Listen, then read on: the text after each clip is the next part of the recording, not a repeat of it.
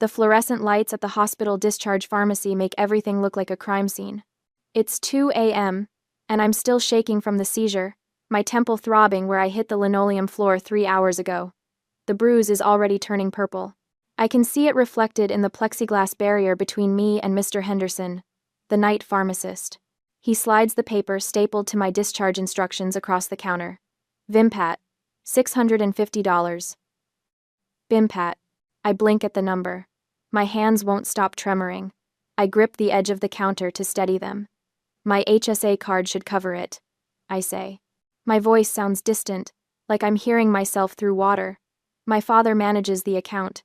Mr. Henderson takes the card, swipes it. The machine beeps once, twice. Then a long, flat tone that sounds like a funeral dirge. Declined. Zero balance. The words don't make sense. I stare at the screen showing my name, my account number, and that impossible zero. That's not right. There should be money in there. Can you try again? He swipes it 3 more times. Same beep. Same zero. Says here the insurance requires prior authorization from the policyholder for this medication. He pushes the card back toward me. You'll need to contact them directly. The policyholder. My father. My phone feels like it weighs 10 pounds as I pull it from my coat pocket. The screen is cracked from when I fell. Everything tonight is cracked, broken, wrong. I step away from the counter, away from the line forming behind me, and dial. It rings 4 times. I count each one. This better be important, Rochelle. His voice is sharp, annoyed, not worried, not concerned that his daughter is calling from a hospital at 2 a.m. Dad, I'm at the pharmacy. They need authorization for my prescription, the Vimpat, and my HSA card declined. Can you approve it? Or transfer some money? Silence. Then a heavy sigh, the kind he uses when I've disappointed him again. There's been a routine IRS audit. All the accounts are temporarily frozen. Nothing I can do tonight. My heart hammers against my ribs. But I need this medication. The doctor said it's urgent. I had a seizure, Dad. A bad one. You're always having something. His tone shifts to irritation. I'm handling a financial situation right now. Can't this wait until morning? Can't this wait until morning? No. They said I could have another seizure without it. I need $650. Please. I hear rustling, voices in the background. Then his voice changes, becomes defensive, and I know I've caught him at something. Look, I just secured the 1,968 vintage Fender Stratocaster for Sterling's showcase tomorrow. $18,000. That's an investment. Your medication is a sunk cost. Go home and take a Tylenol. The words hit me like a second seizure.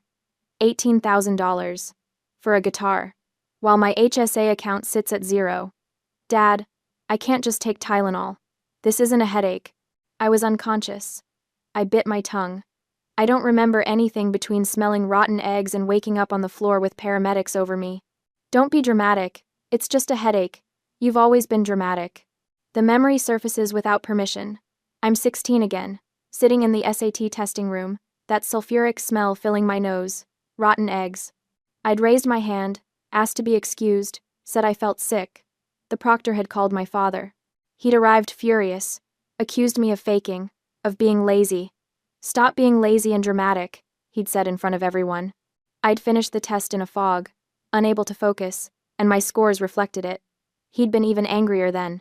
I should hang up. I should tell him what I really think. But the old programming kicks in, the one that's been running since I was a child. I'm sorry, I hear myself say.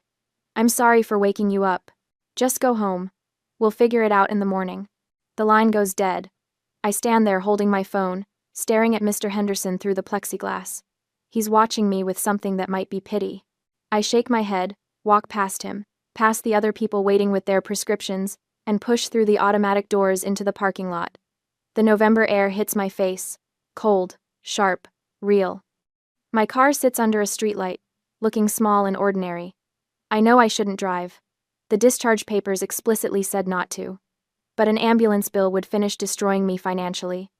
I climb in, grip the steering wheel with both hands to stop the shaking. That's when it hits me. Not another seizure. Something worse. A realization. If I had died on that linoleum floor tonight, he would have worried about the funeral costs. Not my life.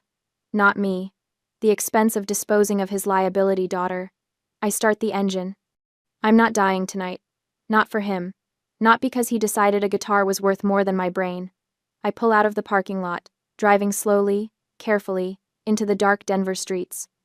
My hands still shake on the wheel, but it's different now. Not fear. Rage. 3 days. That's how long I've been rationing the pills my roommate's emergency loan bought me. 3 days of splitting tablets, of calculating hours between doses, of waking up at 4 a.m. to make sure the levels in my blood don't drop too low. I sit in Dr. Elias Thorne's waiting room, staring at the intake form on my lap. Previous neurologist visits. I leave it blank. I don't know the answer. Rochelle Thompson? Dr. Thorne doesn't look like the other neurologists I've seen. No fake smile, no clipboard held like a shield. He's maybe 60, with steel gray hair, and the kind of face that's seen too many liars to tolerate another one. You were non-compliant with your previous treatment plan, he says, pulling up something on his computer. Not a question, an accusation. I didn't know I had a treatment plan. He turns the monitor toward me. The federal database fills the screen. My name at the top. Below it, a list that makes my stomach drop. Patient no-show. Dr. Patricia Valdez, Neurology. April 2021. Patient no-show. Dr. Michael Reyes, Neurology. September 2021. Patient no-show. Denver Medical Center, Neurology Clinic. January 2022. 5 appointments over 4 years. 5 appointments I never knew existed. My parents told me I had anemia, I hear myself say. When I was 14, they said I just needed iron supplements. Dr. Thorne scrolls up. The diagnosis sits there in black text on white background, dated 10 years ago. Temporal lobe epilepsy. Not anemia, not teenage drama, not laziness, epilepsy. My father knew. For 10 years he knew. I need you to log into your patient portal, Dr. Thorne says. Pull up any records you have from your pediatrician. I try. Username, password. The spinning wheel. Access, denied. I try again. Same result. The 2-factor authentication must have reset, I say, but my voice sounds hollow. Let me try the recovery email. The recovery email bounces back. Address not found. Dr. Thorne leans forward, studies my face. Try calling the portal helpline. Right now. I dial. The automated system asks for my phone number to verify my identity. I enter it. I'm sorry. That number is not associated with this account. What number is on file? I ask the robot voice. It recites a number I don't recognize, but I know who it belongs to. My father's business line. Someone changed your contact information, Dr. Thorne says. His jaw tightens. Someone deliberately locked you out of your own medical records. My phone rings. Mom's photo on the screen. I answer because some part of me still believes she might help. Rochelle, honey. Her voice has that thin, stretched quality it gets when she's trying to keep peace. Your father got an alert that someone tried to access the insurance portal. That was me. I need my medical records. Well, you can't just go accessing things without asking. He manages those accounts for a reason. What reason? What possible reason would he have for hiding a diagnosis from me? Silence. Then, don't upset your father right before Sterling's big night.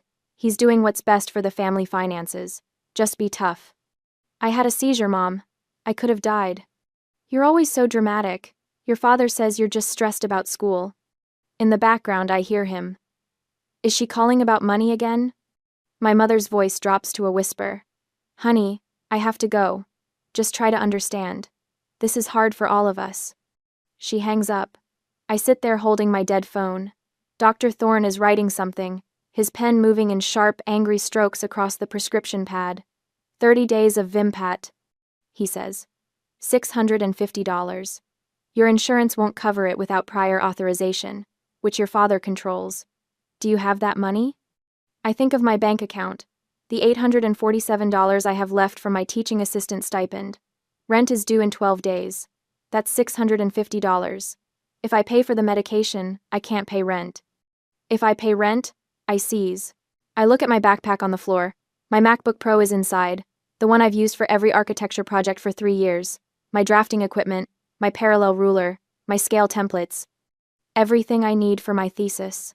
I'll figure it out, I say. Later that day, the pawn shop smells like old leather and desperation. The guy behind the counter barely looks at me as I unzip my backpack. MacBook Pro, 16-inch, 2 years old, I say.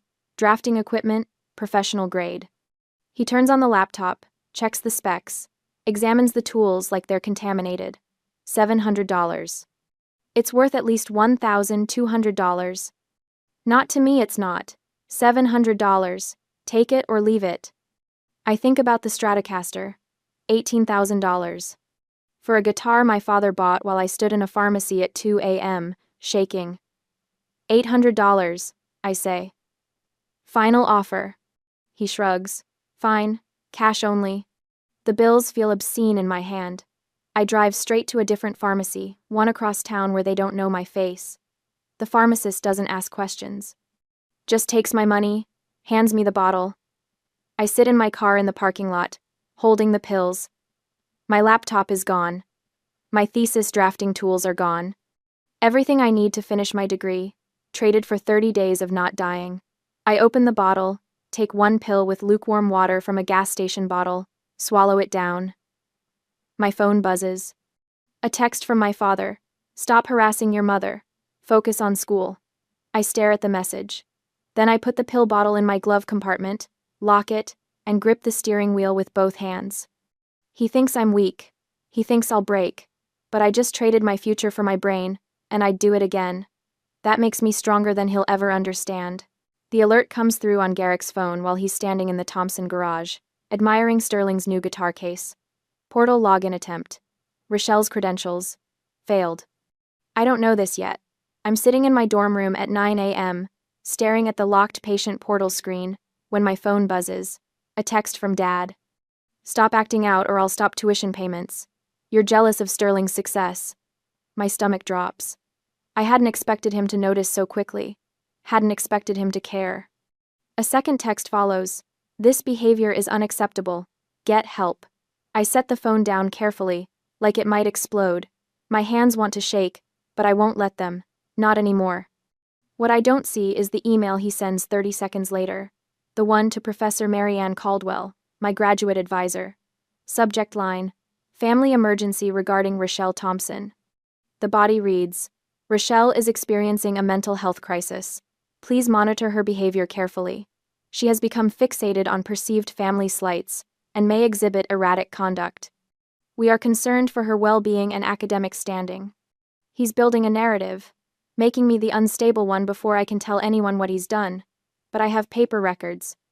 3 days of discharge summaries, medication logs, and a diagnosis sheet from Dr. Thorne that clearly states, temporal lobe epilepsy, diagnosed age 14, treatment delayed 10 years. I stack them in a manila folder and drive to Aunt Maura's house. Maura lives in a brick bungalow in Lakewood, 40 minutes west. I haven't seen her in 8 years. Dad made sure of that after Grandma's funeral. Maura's bitter about the will, he'd said. She's toxic. We don't associate with toxic people. I knock. Wait. The door opens, and Maura stands there looking exactly like I remember, just grayer. She has Dad's sharp jaw but kind eyes. Rochelle. Her voice cracks. My God, look at you. I don't know what she sees. Probably the bruise that's faded to yellow-green on my temple, the dark circles. The fact that I'm wearing the same coat I wore to Grandma's funeral because I can't afford to replace it. I need your help, I say. It's about Dad. She steps aside immediately. Come in. Her kitchen table is oak, scarred from decades of use. I spread my papers across it like evidence at a trial. Maura sits across from me, reading Dr. Thorne's notes with increasing tension in her jaw. He hid your epilepsy diagnosis for 10 years, she says finally. Not a question. A confirmation of something she already suspected. And he took my HSA card to zero while buying an $18,000 guitar for Sterling. Maura closes her eyes. When she opens them, they're wet. There's something you need to know. She stands, walks to a filing cabinet in her hallway, returns with a folder thicker than mine. The Thompson Family Trust. Your grandmother established it specifically for you. Medical needs and education. It should hold $150,000. The number doesn't compute. What? I'm listed as backup trustee. Your father is primary. When Mom died, she wanted to make sure you'd be taken care of. She knew about your seizures, Rochelle. She knew, and she was terrified Garrick wouldn't handle it properly. My vision tunnels. Why didn't you tell me? I haven't spoken to your father in 8 years. Not since he showed his true colors with our mother's will. He got the house, the cars, everything liquid. Mom only managed to protect this one thing for you, and she made me backup trustee as insurance. She slides the folder toward me, but I never had reason to access the account. I assumed he was managing it properly. The trust documents are official, notarized, dated 3 months before Grandma died. I read my name over and over. Beneficiary, Rochelle Marie Thompson. Purpose, medical care and educational expenses. Can you access it? My voice sounds strange, distant. Mora's already pulling out her laptop. I can try. Back at the Thompson house, something else is happening. Sterling is supposed to be at campus for a music theory class, but he came home sick. That's what he told Mom. Really? He needed his emergency credit card from Dad's office, the one for textbooks. He's walking past the den when he hears Dad's voice through the door. Low, urgent. I told you I'll have it by Friday. Sterling's showcase brings in investors. I've got 3 lined up who want to fund his first album. That's $20,000 minimum. Silence. Then, don't threaten me. I've been good for it before. Sterling freezes. His father's tone is wrong. Desperate. Dad doesn't do desperate. Fine. 15% interest. But I need until Friday. Loan shark. Sterling knows that tone from movies, from stories.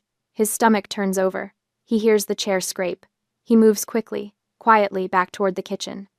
Gets there just as Dad emerges, phone already dialing another number. Sterling's heart hammers.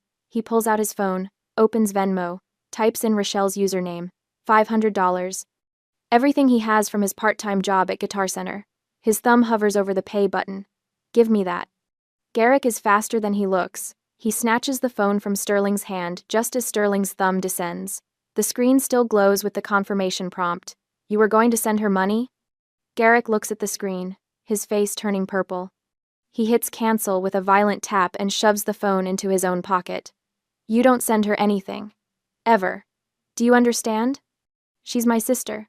She had a seizure. She's manipulating you. Dad's voice drops to something cold and precise. Rochelle is on drugs. Has been for months. That's why she's acting erratic, making up stories about medical conditions. She's using you because she resents your talent. She always has. The words should sound true. Dad's voice has that certainty it always does. But Sterling keeps hearing the phone conversation, the desperation. And he thinks about Rochelle at Thanksgiving 2 years ago, talking about her architecture thesis, her eyes bright with actual passion. I want my phone back. When you prove you can be trusted. Dad pockets it. You have a showcase in 36 hours. Focus on that. At Mora's kitchen table, the trust portal finally loads. Mora has entered her backup trustee credentials, gone through 2-factor authentication sent to her phone. The page refreshes. Account balance, $2,100. I stare at the number. Mora goes pale. That's impossible. There should be over $147,000 more. My hands are steady now. Perfectly steady. Show me the transaction history. She clicks. The list loads. Pages and pages of withdrawals. Most of them marked Specialized Educational Consulting, with payment going to something called Thompson Solutions LLC. That's a shell company. Mora says, I'd bet my house on it. I pull out my phone, search Thompson Solutions LLC. Nothing. No website, no business listing. A ghost company that exists only to drain my medical fund. Look at the dates. I point. Mora leans in. March 2019, $8,000 withdrawal. I Google Garrick Thompson gambling and find a Reddit post from that month about a poker tournament in Boulder. Big losses.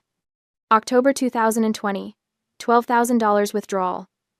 Sterling's first professional guitar. The Martin D28. I remember Dad bragging about it. Last month, $18,000 withdrawal. The Fender Stratocaster. My brain surgery fund. He used my brain surgery fund to cover his gambling debts and buy Sterling's career. He stole from you. Mora's voice shakes with rage. He stole from his sick daughter to fund his golden child. I should feel destroyed, should feel betrayed. Instead, I feel something sharp and clear and cold sliding into place behind my ribs. We can sue, Maura says. We have everything. Bank records, trust documents, medical proof you were denied care. I shake my head slowly. He'll destroy my reputation and education before we ever reach court. He already started. He has power I don't have. I pause. Yet, Maura studies my face. What are you thinking? He thinks I'm just a sick, jealous girl. I need him to keep thinking that. I stack the papers carefully, precisely. My architectural training showing. I have 36 hours until Sterling's showcase. Time to use his arrogance against him. The expression on my face must be something new, something Maura hasn't seen before. She leans back, and I swear she's almost smiling. You're Gloria's granddaughter, after all. I drive back to campus with evidence that could destroy my father. But destruction isn't architecture. Architecture is about building something new from broken materials. And I'm an architect. 2 days later, they arrive at 3 p.m., while most students are still in afternoon classes. I watch them from my dorm window. Garrick's Mercedes pulls into the loading zone like he owns it, and Deidre emerges first, clutching her purse with both hands. The concerned mother costume is perfect. Navy cardigan, pearls, the whole performance. I open the door before they knock. Rochelle. Garrick doesn't ask to come in. He walks past me, scanning my room like he's cataloging evidence. Deidre follows, her eyes darting to my roommate's empty bed, the borrowed laptop on my desk, the pill organizer sitting on my nightstand. Where's your MacBook? He asks. Sold it. His jaw tightens. For drug money. For medication money, there's a difference. He pulls a manila folder from under his arm, sets it on my desk with deliberate care. The gesture is too practiced, too prepared. He's been planning this. I've been in contact with your graduate advisor, Dr. Pembroke. Showed her some concerning emails you've sent recently. Paranoid accusations about family finances, erratic behavior. She agrees you're experiencing a mental health crisis. My stomach drops. You contacted my advisor? I'm your father. I have every right to be concerned. He taps the folder. The laptop sale. These wild conspiracy theories about a trust fund. Your mother and I think you're having a drug-induced psychotic break. Deidre moves closer, her voice soft. Honey, we want to help you, but you need to admit you have a problem first. I look at her. Really look at her. She believes this. Or she's convinced herself to believe it because believing it is easier than facing what Garrick actually did. I don't have a drug problem. I have epilepsy. You know that. You've known it for 10 years. Garrick's face hardens. What we know is that you're jealous of your brother. You're trying to sabotage his showcase because you can't stand seeing him succeed. The accusation is so absurd I almost laugh. But then I see the printed emails in his folder. My messages to Aunt Maura. My attempt to access the trust portal. He's been monitoring everything. Stop harassing the family, he says. His voice drops lower, becomes almost gentle. The tone he uses right before he destroys something. Or, I'll file for an emergency conservatorship. I have a psychiatrist willing to sign the papers. You'll be in a psychiatric ward by tomorrow morning. The threat lands like a physical blow. He could do it. He has the documentation, the narrative, the concerned parent routine perfected. Who would they believe? The successful businessman or his sick daughter who sold her laptop and made wild accusations about embezzlement? Deidre touches my arm. Please, sweetheart, just agree to get help. We can postpone your graduation. Take some time off. Take time off. Drop out. Disappear quietly while Garrick covers his tracks and Sterling gets his showcase and everything goes back to normal. Everyone wins except me. I feel something shift inside my chest. Not panic. Strategy. I think about Aunt Maura's words 2 days ago. He thinks you're weak. Use that. My hands start shaking. Not from the medication or fear, from the effort of making them shake on purpose. I let my knees buckle slightly, catch myself on the desk. Dad. My voice cracks perfectly. Dad, I'm sorry. He blinks. Wasn't expecting that. I sink onto my bed, let the tears come. They're surprisingly easy. Everything from the past 6 days is right there, ready to spill over. The pharmacy rejection, the pawn shop, the trust fund balance. I just redirect it, reshape it into what he needs to see. The seizure. I sob. It messed me up. I was confused, paranoid. I thought you were trying to hurt me, but that's crazy. You're my father. You wouldn't do that. Deidre kneels beside me. Oh, honey. I made everything up in my head. The trust fund, the invoices. I was looking for someone to blame for being sick. I grab her hand, squeeze it. I didn't mean to cause trouble. Please don't lock me up. Garrett crosses his arms, still wary. You need professional help, Rochelle. I know. I'll get it. I'll go to counseling. I'll do whatever you want. I look up at him through tears. Just don't commit me. Please. I'll leave town. I'll drop out after Sterling's showcase tomorrow. I'll disappear. You'll never have to deal with me again. The room goes quiet. I can hear the radiator ticking, someone's music playing down the hall. Just keep me on the health insurance, I whisper. That's all I ask. Please. Deidre's face crumbles. She pulls me into a hug that feels almost real. Of course you'll stay on our insurance. You're still our daughter. Garrick studies me for a long moment. I keep my face buried against Deidre's shoulder, let my body shake with sobs. I can feel him deciding, weighing options, calculating outcomes. Finally, he sighs. All right, but I want you gone by Monday, and if you contact Maura again, or spread any more lies about this family, the deal is off. Understood? I nod against Deidre's cardigan. Good girl. He actually pats my head. Like I'm a dog that's learned a trick. Come to the showcase tomorrow night. At the Rusty Anchor. Say goodbye to Sterling properly. Show everyone you're still part of this family. Thank you, I choke out.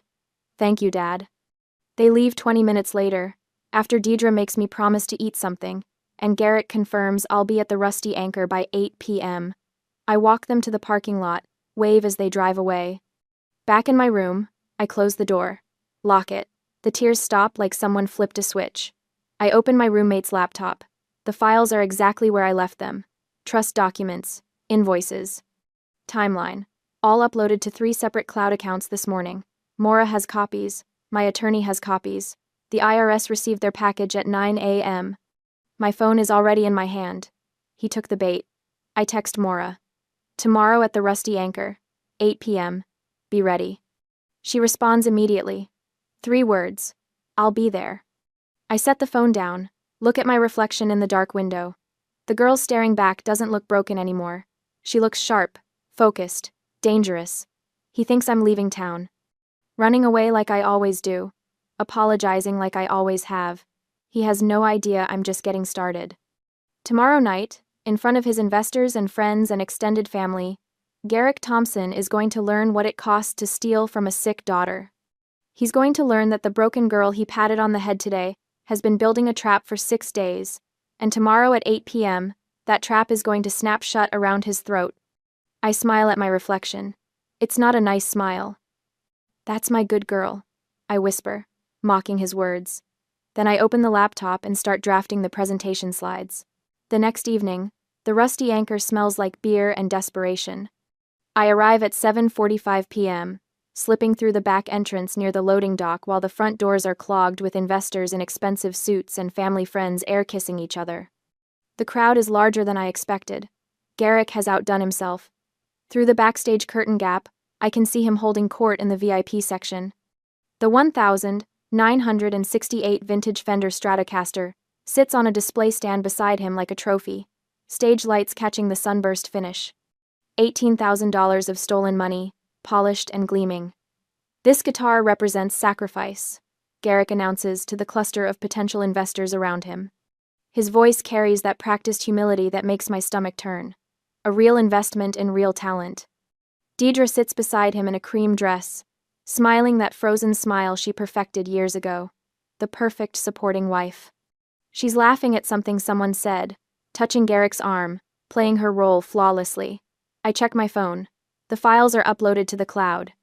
Maura confirmed the IRS and probate court received everything this morning at 9. By 3 this afternoon, his accounts were frozen. He doesn't know it yet. Sterling is doing his sound check on stage, running through scales on a borrowed amp. He looks nervous, keeps glancing toward the VIP section for approval. My chest tightens watching him. He has no idea what's coming. The stage tech is adjusting the projector aimed at the massive screen behind the drum kit. Perfect. I move toward him, holding my phone out. Hey, I'm with the family. Mind if I queue up some photos for between sets? Dad wanted a slideshow. He barely looks at me, just waves toward the connection panel. Sure. Input 3. And here. He tosses me a wireless presentation clicker. It's paired to the system. Thanks.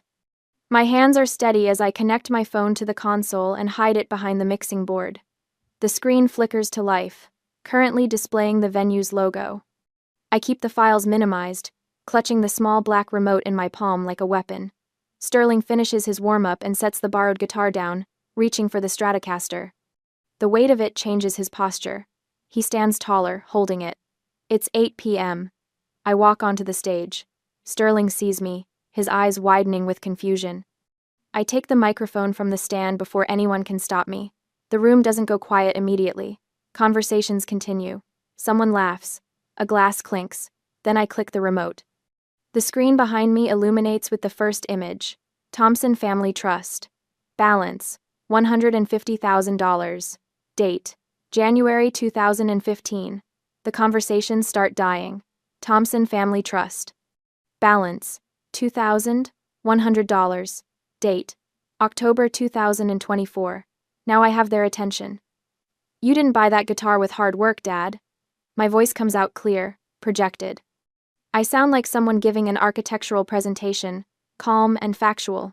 You bought it with my brain surgery fund. Over $147,000 embezzled from Grandma's trust over 10 years. Click. The screen cycles to the next image. Invoice after invoice to Garrick's shell company, labeled Specialized Educational Consulting. The dates line up perfectly with his known gambling losses. I'd marked them in red, and $18,000 of that went directly into this guitar. Garrick is already moving. His chair screeches back. His face goes from tan to purple in seconds, veins standing out on his neck. He charges the stage like I knew he would. Like I needed him to. You have no right, he screams. I am the trustee. I decide where the money goes. Perfect. Keep going. I invested in the asset. He's jabbing his finger at Sterling, at the guitar. Sterling, you are a liability, Rochelle. You're a sick money pit who would have wasted it on pills. The room goes absolutely silent. Someone's phone is up, recording.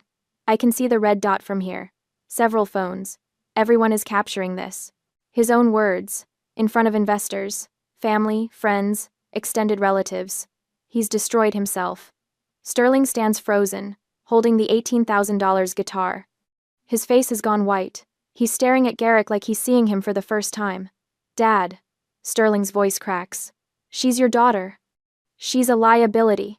Garrick repeats it, spittle flying. A sunk cost. I made the right financial decision. Sterling looks down at the Stratocaster in his hands. The stage lights catch the finish, that perfect vintage sunburst. He runs his thumb over the strings once. Then he grips it by the neck. If this is an investment, Sterling says quietly, I'm liquidating it. He lifts the guitar high over his head. For a moment, everyone thinks he's just posturing. Then he brings it down. The impact echoes through the venue like a gunshot. Wood splinters. The neck cracks but doesn't separate completely. Electronics shatter, components scattering across the stage floor. Strings snap with musical pings. Sterling lifts it again, smashes it down harder. Again. And again. Don't you ever. Smash. Use her life. Smash. To buy my fame. The final impact splits the body completely in half. Sterling is breathing hard, standing in the wreckage. His hands are bleeding from the broken strings. He's crying. The room is frozen. Nobody moves. I step forward, still holding the microphone. My voice is steady. I didn't just make a slideshow, Dad. Aunt Maura sent these files to the IRS and probate court this morning. Your assets were frozen as of 3 p.m. today. The audit you lied about? Now it's real. Deidre's face changes. That frozen smile finally cracks. What? Her voice is small. Try your credit card, I tell her. Try any account. They're all frozen, pending investigation. She fumbles for her phone. I watch her try to log into their bank app. Watch her face drain of color as the holds appear. Garrick? Her voice rises to a panicked pitch. Garrick, what did you do? But Garrick isn't looking at her. He's staring at the shattered guitar, at the investors already backing toward the exit. at his son, standing in the debris of his investment. Someone in the crowd speaks up. I want my name removed from any association with this venture. Another voice. My attorney will be contacting you. They're leaving, one by one, then in clusters. The VIP section empties. Family friends suddenly remember other obligations. Extended relatives develop urgent reasons to depart. Within 5 minutes, the venue is half empty. Garrick stands alone in the space that was packed with admirers. His investment, his Golden Boy showcase, his perfectly crafted narrative, all destroyed. The shattered guitar pieces scattered at his feet like evidence. Sterling sets down the broken neck carefully, almost reverently. He walks past Garrick without looking at him, climbs down from the stage, and comes to stand beside me. I'm sorry, he whispers. I didn't know. I know. I squeeze his shoulder. You do now. Garrick finally speaks. His voice is hoarse. You've destroyed this family. No, Dad. I meet his eyes. I survived it. The morning light fills my new apartment the way it never did in that dorm room. 6 months since the showcase. 6 months since Sterling destroyed an $18,000 guitar to prove I was worth more than wood and strings. Unit 4B isn't much. Second-hand furniture from Craigslist. Plants on the windowsill that I've somehow kept alive, but it's mine. 8 o'clock. I stand at the kitchen counter with my pill organizer. I pop Tuesday open and shake the Vimpat into my palm. 1 pill. I swallow it with coffee. No shaking hands, no panic, just routine. 6 months, seizure-free. I open my mail, and there it is. The envelope with the state seal, driver's license. Reinstated. The photo is terrible, but I'm smiling. I run my thumb over the laminated surface, and something cracks open in my chest that isn't pain. My phone buzzes. Mom's name appears. I watch it ring. It goes to voicemail. Rochelle, please. Her voice is thin, desperate. The bank is foreclosing. Your father's accounts are still frozen. We'll be homeless. You have to help us. Family helps family. The old Rochelle would already be opening her banking app, would be driving across town to save people who let her brain starve. I open my texts instead. You sold me out to keep that house 10 years ago. You had the medicine in your hand and threw it away. I'm not saving you this time. Send. I block the number before she can respond. No hesitation, no guilt, just a clean boundary, held. The trust fund came through probate 2 months ago. The forensic accountants found Garrick had stashed assets in a separate holdings account. The court liquidated his Mercedes and the studio equipment, and since the trust was a preferred creditor, I got paid before the banks took the house. $89,000 after legal fees. Maura helped me set it up the way Grandma intended. Tuition paid in full, medical expenses covered. A new MacBook Pro for my thesis work. Doctor. Thorne's last appointment, he'd studied me. You're managing this beautifully. Not surviving. Managing. I see Maura every Sunday for brunch now. Therapy every Wednesday at 4. Processing what it means when your parents choose a house over your life. Someone knocks. 3 quick raps. Sterling stands there, acoustic guitar case in one hand, backpack over his shoulder. 20 now. Working 2 part-time jobs and taking classes at community college. Brought lunch. He holds up a sandwich bag. And this. He pulls out a folded $50 bill. Sterling. No. It's my monthly payment. For the pawn shop debt. I told you that's settled. And I told you I'm paying you back anyway. He pushes past me. Sets the 50 on the counter. You sold your laptop so you could live. We eat at my coffee table, and he tells me about his music theory professor, about the open mic night he played last Thursday. His voice is lighter now, not carrying the weight of being the golden child anymore. After lunch, he pulls out the acoustic guitar, plays something simple and sweet. I return to my drafting table by the window, sketching elevations for my thesis. The afternoon light stretches across the floor between us. 2 siblings in a modest apartment, both free. When he leaves at 5, I watch him walk to the bus stop, guitar case bouncing against his back. Then I see my driver's license on the fridge, held by a magnet shaped like a tiny house. I pull out my journal and write. I used to think love meant sacrifice. Dad taught me love is a transaction. Assets and liabilities. But Sterling showed me love is smashing a guitar when your sister's life is worth more than wood and strings. I didn't just survive. I won. I close the journal and look around Unit 4B. The plants, the furniture, the MacBook Pro, the pill organizer on the counter, Tuesday's compartment empty. Mine. All of it. Mine.